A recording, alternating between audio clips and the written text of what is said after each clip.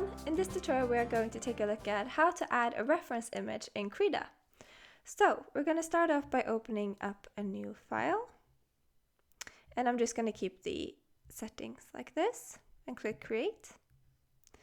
And now I have a blank canvas, and now I want to add a reference image to this canvas. All I need to do is press this little pin icon, which is called Reference Images Tool. I'm going to click on it, and now I'm going to go to Tool Options, which is here. I'm going to just drag it out a little bit just to show you. It looks like this, and if you can't find it in this section, you can find it by going to Settings, Dockers, and then Tool Options down here. So now we can click on this plus icon, and I'm going to choose this photo that I downloaded of a rose. And now I'm going to make this a little bit smaller. And I don't need to hold down shift for this because it already has the keep aspect ratio selected. And I can either keep this image on the canvas or I can move it to the side of the canvas, which is very handy.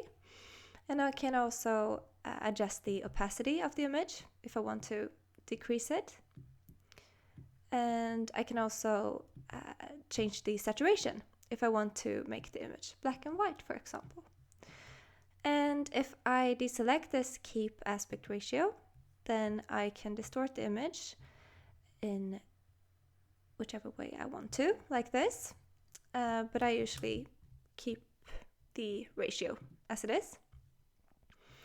And here is save location as well. So here I can decide if I want to embed the image directly into Krita, into the Krita file, or if I want to create it as a link. So I can decide that as well. And that is how you add a reference image in Krita. Thank you so much for watching. I hope this helped you. And if it did, I have a lot of other quick and easy Krita tutorials on my channel. So yeah, you can check them out if you'd like. Thank you so much for watching. See you next Friday. Bye!